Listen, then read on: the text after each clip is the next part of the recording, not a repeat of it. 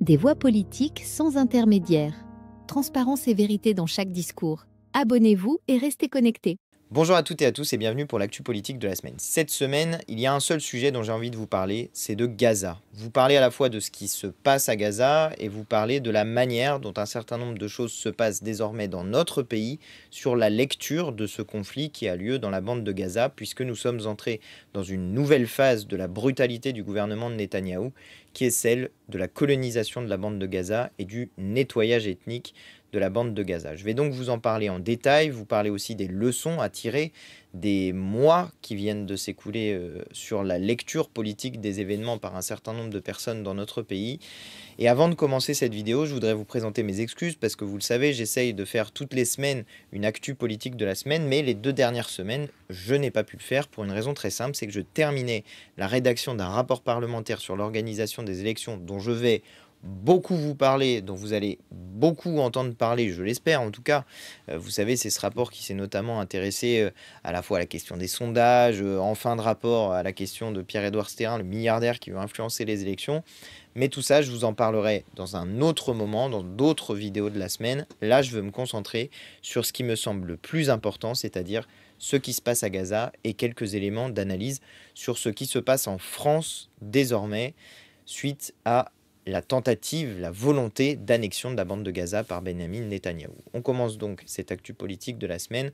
Je vous invite avant toute chose à vous abonner à ma chaîne en n'oubliant pas de cliquer sur la petite cloche pour recevoir des notifications parce que ce moyen de communication que nous mettons en place ensemble, vous en vous abonnant, moi en faisant les vidéos, eh bien c'est une manière pour moi d'avoir une forme d'autonomie dans mes prises de parole, parfois avec plus d'audience ici même que je ne peux en avoir sur certains plateaux télé.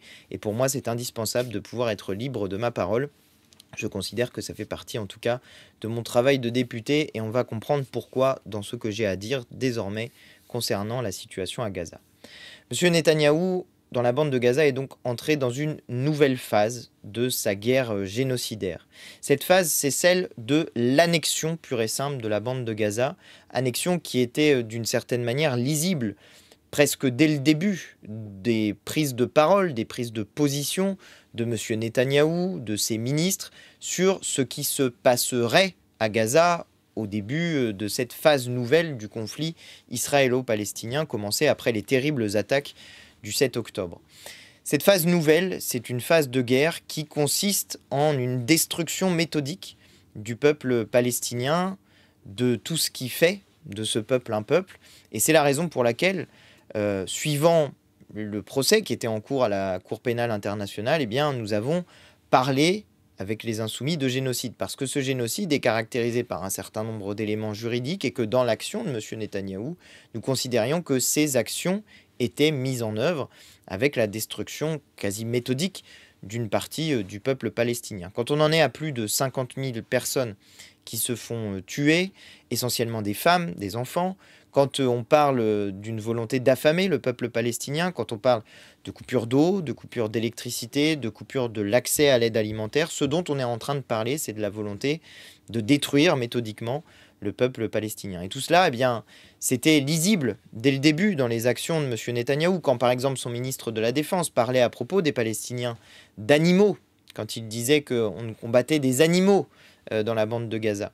Eh bien, tout ça était audible dans les propos des responsables palestiniens, lisible dans la logique qui est celle du gouvernement d'extrême droite de M. Netanyahou. Il n'est pas non situé politiquement, le gouvernement de M. Netanyahou. Il est combattu politiquement par la gauche israélienne, ce gouvernement de M. Netanyahou. Et d'ailleurs, dès avant le 7 octobre, il était largement combattu, notamment sur les réformes qu'il essayait de mettre en place sur la justice. Et à ce moment-là, je crois qu'on n'a pas entendu grand monde, au-delà de la gauche, pour soutenir le peuple israélien dans ses luttes politiques contre le gouvernement de M. Netanyahou. Mais donc, les attaques terribles du 7 octobre ont donné lieu en retour à une riposte du gouvernement israélien qui s'est placé sur un niveau de violence qui était lisible comme un niveau de violence génocidaire dans les actions qui étaient mises en œuvre de manière méthodique, concrète, par le gouvernement de M. Netanyahou. Il y avait donc, au moment où il fallait nommer les choses, beaucoup de gens qui n'osaient pas, qui ne disaient pas, qui soit n'avaient pas le courage, soit ne voulaient pas voir, parce que c'est difficile de voir cela. C'est difficile de se dire qu'arrive ce type de comportement dans l'humanité. On peut difficilement entendre que des gens puissent tuer des enfants et considérer que tuer des enfants, ça fait partie d'une activité guerrière qui serait considérée comme normale ou acceptable. Bien sûr que non, tout cela n'était pas acceptable. Et vous, comme moi, sans doute, nous avons vu des images qui nous ont traumatisés. Moi, il y en a une qui m'a marqué à vie, je pense, parce que je suis un jeune papa. Mais quand je vois un homme brandir son enfant, qui est un enfant sans tête, parce que sa tête a été coupée par l'explosion d'une bombe, eh bien, quand je vois un enfant qui est à peu près de la même taille que mon enfant, je me vois, moi, à la place de ce papa palestinien qui porte son enfant mort dans ses bras.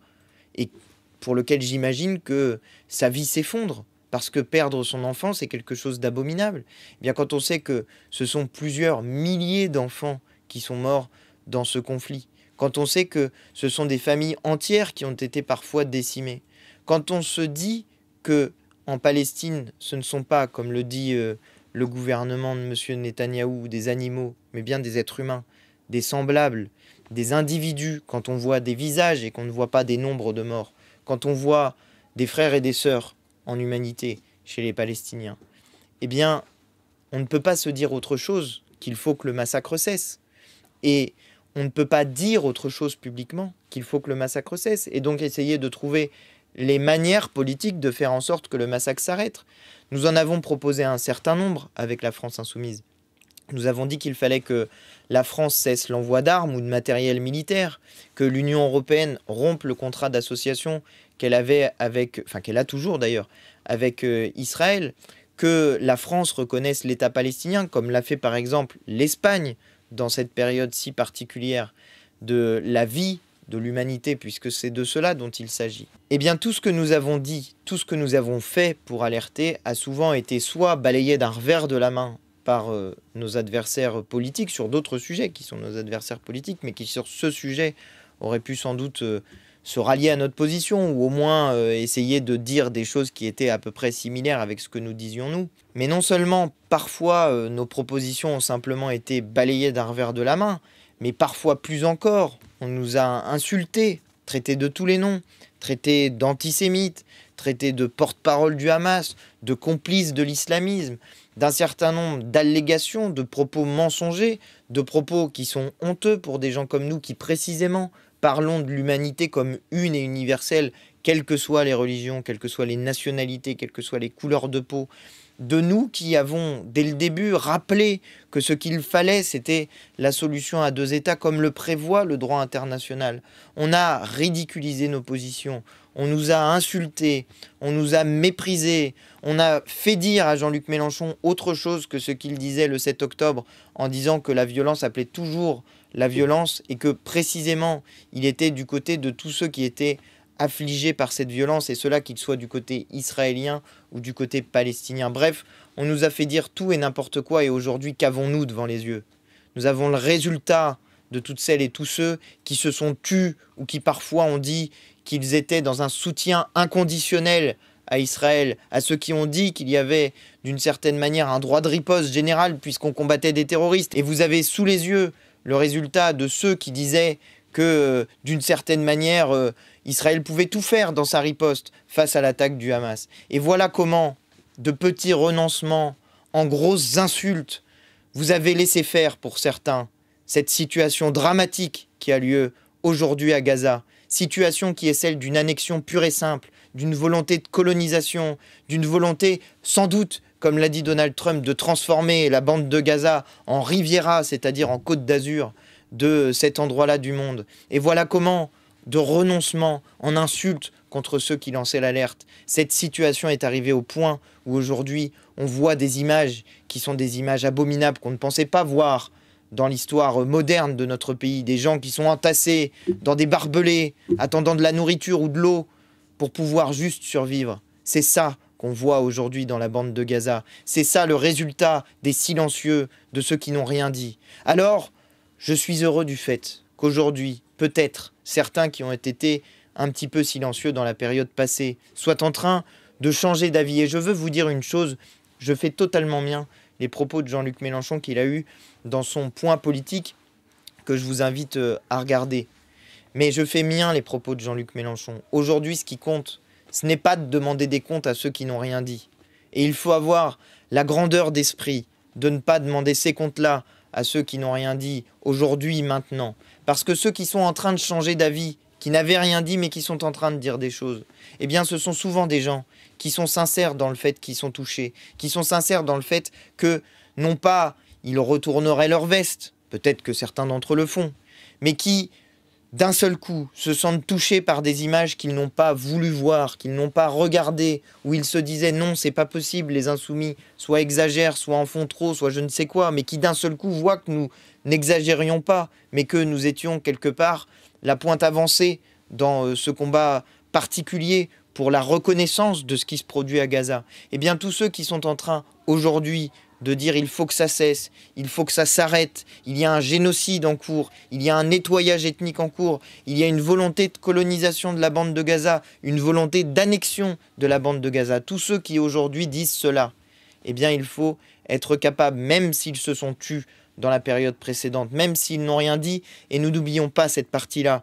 de ce qu'ils n'ont malheureusement pas fait, eh bien il faut être capable de se dire que c'est un point d'appui pour l'objectif politique qui est le nôtre, à savoir que ça n'arrive pas, à savoir que ça s'arrête, à savoir qu'il y a un cessez-le-feu, à savoir qu'on protège cette bande de Gaza de l'annexion de Benyamin Netanyahou. Voilà le moment particulier politique dans lequel nous sommes et pour lequel il faut savoir ouvrir les bras, même à ceux qui, parfois, qu'on peut juger avoir été trop silencieux sur ce sujet-là. Mais je veux vous dire aussi une autre chose, et élargissant maintenant à la lecture des événements dans notre pays, c'est que quand il y a un gouvernement qui est dans cette logique-là, le gouvernement génocidaire de M. Netanyahou, aucune forme de même vague critique n'est entendable pour un gouvernement comme celui-ci. Il faut savoir que le gouvernement de la France lui-même, pour avoir tenu des propos qui étaient presque similaires à ceux que nous pouvons tenir, en disant il faut que ça s'arrête, il faut un cessez-le-feu, il faut une solution à deux États. Pour avoir dit ça, le gouvernement de la France a été traité d'antisémite par le gouvernement de M. Netanyahou. Voilà jusqu'où vont les politiques de type génocidaire de M. Netanyahou. Toute critique est inentendable, puisque critiquer, c'est dès lors dire qu'il faudrait que ça s'arrête, puisqu'il faut que ça s'arrête. Et bien donc, notre propre gouvernement a été accusé d'encourager l'antisémitisme ou le Hamas. Vous vous rendez compte du niveau auquel on en est arrivé, c'est-à-dire qu'au gouvernement de la France sont faites les mêmes insultes que celles qui ont été faites aux insoumis pendant des mois, si bien que Jean-Noël Barrot, qui est le ministre des Affaires étrangères, a dû faire un communiqué pour dire que, oui, critiquer la politique du gouvernement de M. Netanyahou, ça ne faisait pas des gens ni des antisémites, ni des soutiens du Hamas. Il leur est arrivé au gouvernement la même chose qu'il nous arrive à nous depuis des mois et des mois, si bien que vous pouvez vous rendre compte d'à quel point les accusations qui étaient faites contre nous étaient illégitimes et d'à quel point, sans doute, nous montrions peut-être le chemin qu'il fallait suivre pour être à la hauteur de notre humanité commune. Voilà les leçons que l'on peut tirer de ce qui se passe à Gaza pour ce qui concerne notre pays. Mais je veux aller plus loin que ça. Parce que pourquoi est-ce que l'indifférence ou le silence vis-à-vis de ce qui se passe à Gaza a été rendu possible dans notre pays à nous? Pourquoi s'est-il produit cela?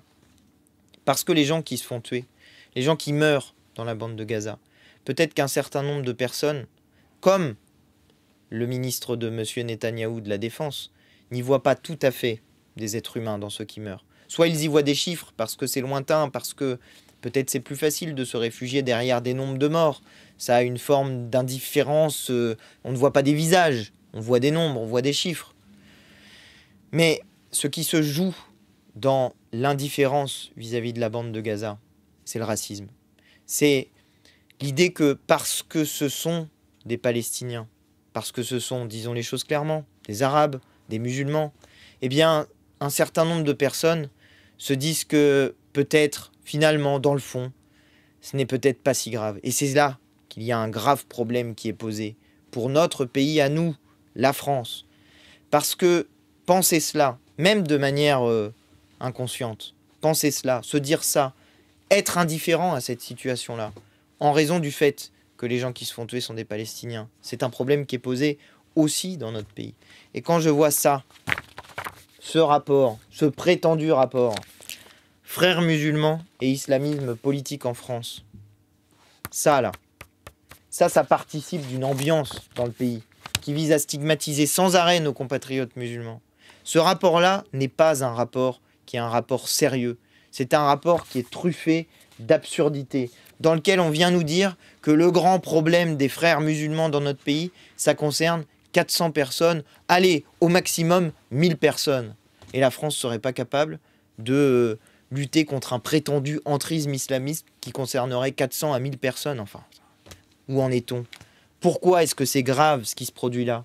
Parce que M. Retailleau et un certain nombre de personnes qui visent à diviser sans arrêt notre peuple utilisent ça pour essayer de semer le doute, de semer le trouble autour de nos compatriotes musulmans, non pas islamistes, musulmans. Et cela même en dépit de ce qu'ils essayent de dire. Parce que parfois, quand la critique devient un peu trop virulente, quand on leur dit que quand même ils ont une pente islamophobe qui devient très inquiétante, eh bien ils disent non, mais notre problème n'est pas avec les musulmans, c'est avec les islamistes. Ben tiens, quand M. Retailleau dit des choses comme « abat le voile », quand M. Zemmour dit « l'islam est incompatible avec la République », ils disent pas l'islamisme, ils disent pas « abat le voile intégral » ou je ne sais quoi. Non, ils disent pas ça. Ils disent « abat le voile », ils disent « l'islam incompatible avec la République ». Ils stigmatisent sans arrêt nos compatriotes musulmans, jusqu'à ce rapport lui-même, qui dit, en conclusion, accrochez-vous, qui dit qu'il y a un double discours, une victimisation par la dénonciation d'une prétendue islamophobie, le mot islamophobie est entre guillemets, c'est-à-dire que l'idée même que nos compatriotes musulmans seraient menacés par une forme particulière de racisme ou de haine religieuse, eh bien cette idée-là même est niée. Elle est niée dans un moment dans lequel il y a une personne qui s'est fait tuer dans une mosquée par quelqu'un qui lui a mis des dizaines de coups de couteau en tenant des propos qui ciblaient son Dieu à cette personne-là, en ayant eu une méthode pour essayer de faire en sorte que cette personne s'agenouille pour la poignarder dans le dos à l'intérieur de son lieu de culte. Il s'agit d'Abou Bakar Cissé, la personne qui s'est fait tuer. On est dans un pays dans lequel il y a des mosquées qui se font incendier, il y a des mosquées qui sont taguées, il y a des mosquées dans lesquelles on met une tête de sanglier pour signifier que d'une certaine manière ce serait du cochon. Et vous le savez, c'est une religion qui interdit la consommation de cette viande-là. C'est-à-dire une forme de mépris, d'humiliation. Et quand on apprend aussi que des femmes se font arracher leur voile, quand M. Attal, dans la course à l'échalote avec l'extrême droite, dit qu'il faudrait interdire le voile aux jeunes filles de moins de 15 ans, est-ce que vous vous rendez compte de la situation dans laquelle ces gens sont en train de mettre notre pays, c'est-à-dire de la division permanente, de l'idée qu'il faudrait qu'on se regarde les uns les autres comme étant des adversaires, comme si un voile ou un vêtement serait d'un seul coup un problème. Vous imaginez qu'on va envoyer la police pour aller enlever des voiles à des jeunes filles de moins de 15 ans? Vous imaginez la situation dans laquelle ça va mettre notre pays? C'est ça l'idée qu'ils ont derrière la tête? Vous imaginez la situation de tension extrême, la déshumanisation que cela provoquerait. Et à partir du moment où commence la déshumanisation, alors toutes les horreurs deviennent possibles. Parce que précisément, c'est quand on considère l'autre non pas comme un semblable, mais comme quelque chose d'inférieur à un semblable, que toutes les horreurs du monde deviennent possibles. Et c'est la raison pour laquelle, de la même manière que nous avons été une voix peut-être, parfois, un peu forte, peut-être, parfois, un peu dure, peut-être, parfois, un peu insoumise, c'est ce que nous sommes, sur la situation à Gaza. Eh bien, lorsque nous vous lançons l'alerte sur le racisme qui existe dans notre pays, lorsque nous lançons l'alerte sur l'islamophobie qui existe dans notre pays, lorsque nous lançons l'alerte sur les différentes formes de racisme qui existent, et je mets dedans toutes les formes qui sont liées à la couleur de peau, à l'origine, à la religion. Je parle ici de l'islamophobie, de l'antisémitisme, de la négrophobie, de la haine qui existe contre les personnes asiatiques, bref, de toutes les différences qui sont mises en place par un certain nombre de personnes pour diviser notre peuple. Quand nous vous disons cela, nous insoumis, eh bien, quand nous disons tout cela, et je parle aussi, pardon car je l'oubliais, des personnes étrangères qui sont qualifiées d'OQTF, ce qui permet d'oublier que ce sont des personnes, de les qualifier par un sigle qui nie leur humanité, qui sont en plus présentées comme des personnes agressives, des personnes dangereuses, puisqu'on n'arrête pas de faire des liens entre l'immigration et l'insécurité, alors même que tout cela n'a aucune validité scientifique, alors même que dans les personnes placées sous OQTF, seulement 4% sont convaincus d'avoir commis des crimes ou des délits. Et la plupart du temps, il s'agit d'ailleurs de délits.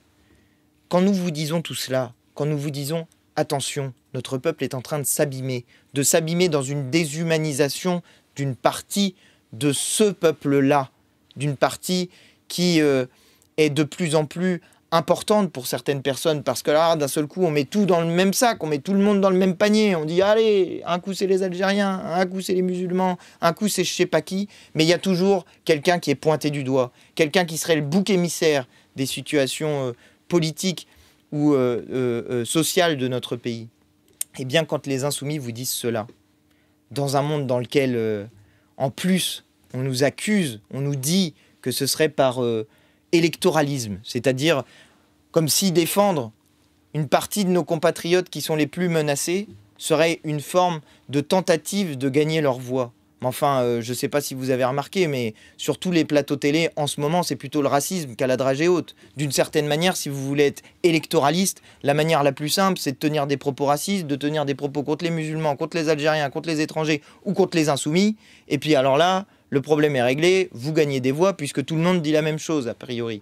Et bien quand nous, les insoumis, qui sommes en permanence sous le feu des critiques, sous le feu des insultes, sous les jets de pierre d'une certaine manière de la bonne société politique et médiatique qui, elle, ne veut pas dire de mots trop, ne voudrait pas choquer, ne je ne sais quoi, quand vous voyez des gens comme nous, qui sommes finalement des gens somme toute assez normaux, nous considérons nos compatriotes et même plus largement que nos compatriotes, les gens comme nos semblables. Voilà, moi je demande pas la pièce d'identité à quelqu'un quand je le croise dans la rue. Si jamais il me dit bonjour, ça va monsieur le député, comment vous allez, merci pour le travail, eh ben je suis très content. Je lui demande pas sa carte d'identité pour savoir qui me dit merci pour mon travail. Voilà. Quand vous avez des gens qui vous disent ça, qui vous disent attention, pour un grand nombre de nos compatriotes, ça devient très difficile, ça devient très dur, parce que le racisme provoque des choses qui sont extrêmement violentes, extrêmement brutales. Parfois, c'est des violences physiques, j'en ai parlé, mais ce sont des violences psychologiques permanentes, parce que les personnes qui sont victimes de racisme sont toujours assignées à autre chose que notre identité nationale, toujours, sans arrêt. Et vas-y que je demande la carte d'identité, et vas-y que je demande t'es de quelle origine, parfois 20 fois en soirée, t'es de quelle origine, t'es de quelle origine, t'es de quelle origine, tu viens d'où? Comprenez que pour des millions de gens dans notre pays, il y en a ras-le-bol, que ça suffit, qu'on veut juste être considérés comme des Français comme les autres, qu'on veut pouvoir vivre en paix dans notre pays, fonder une famille, avoir un travail, avoir une maison, avoir les petits bonheurs de la vie, manger des bonnes choses, parce qu'ici en France, on mange des bonnes choses. Et vous savez quoi? Eh ben, le fait qu'il y ait des gens qui viennent de partout et qui amènent leur culture culinaire avec eux, ça fait qu'en France particulièrement, comme on est un pays de passage, et ce depuis la nuit des temps, eh bien, on a une culture culinaire qui, je pense, fait honneur à notre pays.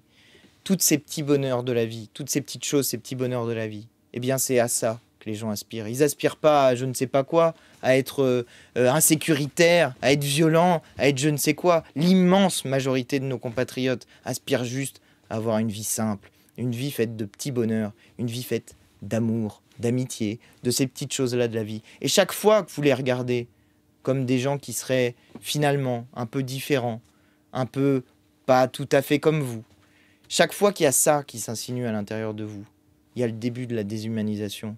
Et cette pente-là, elle est utilisée, elle est tirée par ceux qui cherchent à diviser le peuple. Et ceux qui cherchent à diviser le peuple, c'est toujours les mêmes. Karl Marx le disait déjà dans les années au 19e siècle, on va dire, pour pas que je me trompe de date. C'est que ce qui permet le maintien au pouvoir des puissants, c'est le racisme, c'est la division du peuple. Et ils le font exprès. C'est une stratégie politique que la division du peuple par le racisme, parce que les puissants ont besoin que nous soyons divisés, parce que quand nous sommes divisés, plutôt que d'être solidaires pour essayer de leur demander des comptes à eux, pour leur dire comment ça se fait que vous êtes aussi riches alors que c'est nous qui travaillons, comment ça se fait que vous restez assis dans votre chaise longue toute la journée alors que nous on travaille, que nous on est payé au SMIC et que vous êtes milliardaires.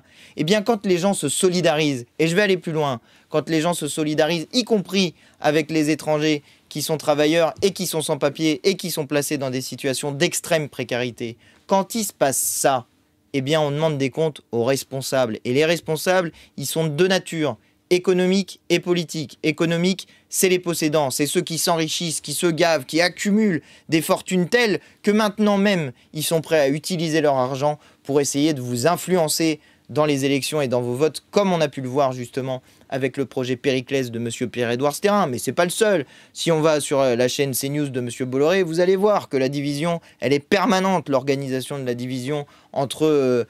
ils trouvent toujours une bonne raison d'essayer de se diviser. Mais quand on en est au moment où des milliardaires sont prêts à utiliser leur argent pour essayer de vous influencer, de rentrer dans vos têtes pour vous dire ce qu'il faudrait choisir électoralement, eh bien là, je pense qu'on a franchi un cap qui est tel que notre devoir de Français, c'est-à-dire de républicains attachés à l'idée de liberté, d'égalité et de fraternité, mais aussi attachés à l'idée qu'une personne égale une voix et que ce qui nous fonde comme Français, c'est notre citoyenneté, c'est-à-dire notre droit de vote et notre devoir de respecter la loi, puisque nous sommes égaux dans notre capacité à la faire et dans notre devoir de la respecter. Eh bien, notre devoir de Français, c'est de dire aussi que lorsque des fortunes considérables sont accumulées, quand ces fortunes considérables sont en capacité de manipuler, de jouer sur les scrutins électoraux et sur l'information elle-même, quand on en est là, notre devoir de peuple français, c'est de se battre pour récupérer notre souveraineté.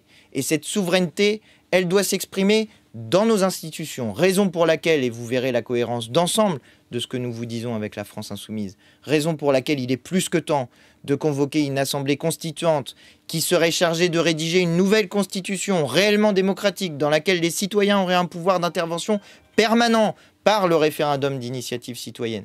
Eh bien, le jour où nous rendrions possible cette assemblée constituante, où par un vote d'un référendum du peuple français, cette constitution serait proposée et approuvée par le peuple français dans son intégralité par référendum, eh bien ce jour-là, nous pourrions, en récupérant notre souveraineté, limiter celle de ceux qui, possédant beaucoup, essayent d'influencer nos élections, essayent d'influencer nos médias, essayent d'entrer dans nos esprits pour essayer de nous faire penser que nos voisins seraient dangereux ou problématiques pour je ne sais quelle raison, et essayent, et je terminerai par là, de rentrer jusque dans nos cœurs pour qu'au lieu de voir des semblables, nous voyons des gens qui sont différents de nous. Voilà ce vers quoi, je pense, il faut tendre. Voilà ce vers quoi nous proposons d'aller avec la France Insoumise et avec Jean-Luc Mélenchon. Voilà la raison pour laquelle aussi, c'est aussi indispensable que cela d'avoir des médias autonomes pour pouvoir vous dire ces choses-là. S'adresser à votre intelligence et à votre cœur plutôt que à vos peurs que certains essayent d'accentuer, d'organiser, de créer, d'alimenter. Et c'est la raison pour laquelle je tenais à vous faire cette vidéo, ce petit point d'actu politique de la semaine. J'espère que ça vous a plu. Si c'est le cas, je vous invite à vous abonner à ma chaîne en n'oubliant pas de cliquer sur la petite cloche pour recevoir des notifications. Et je vous le répète, s'abonner à ma chaîne, c'est me permettre d'avoir la parole libre que je viens d'avoir devant vous aujourd'hui. Et je tenais à le faire après ces 2 semaines sans avoir pu le faire à vos côtés, malheureusement. Merci d'avoir regardé cette vidéo. Ce que vous voyez ici est un projet citoyen créé grâce à l'engagement de personnes qui croiraient vraiment en une politique transparente et une documentation fiable. Si ce que nous faisons compte pour vous, soutenez-nous, partagez nos vidéos et aidez-nous à toucher le plus de monde possible. Nous croyons que seul un engagement commun peut rendre la politique plus claire et plus honnête. Si vous trouvez une erreur dans nos contenus, faites-le nous savoir.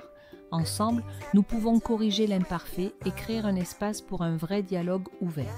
Ensemble, nous pouvons faire plus. Ensemble, nous pouvons changer la politique pour le mieux.